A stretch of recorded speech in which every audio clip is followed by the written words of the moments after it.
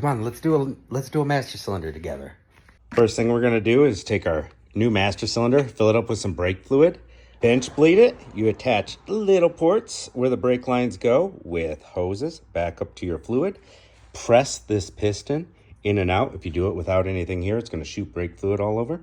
Getting all the air out of the master cylinder. Get that prepped. I took an oil extractor and got as much fluid as I could out of the old master cylinder reservoir. Loosen your brake lines to the master. This happens to be a 15 millimeter on this 2019 Cadillac Escalade. Disconnect your level sensor. We're gonna take our nut off of this stud and this one over here. I already got it. Let's get those two off. Couldn't get all the fluid out of this chamber, so put yourself a little bowl or cup or something underneath there to grab all your fluid. This is loose now. Well, the master's almost loose. There's a little tab here. Get our lines off and take this out. With everything disconnected, give her a good little wiggle jiggle.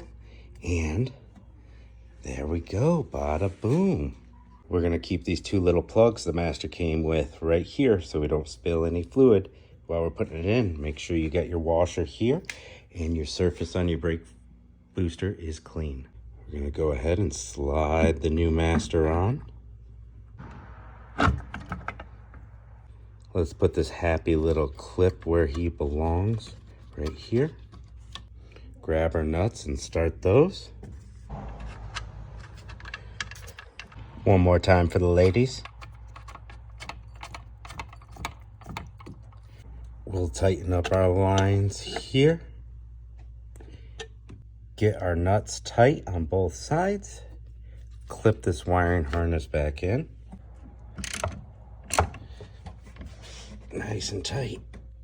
Clip our sensor back in. Don't forget about this little red tab. Perfect. Fill your fluid to max. Bleed all 4 brakes, baby.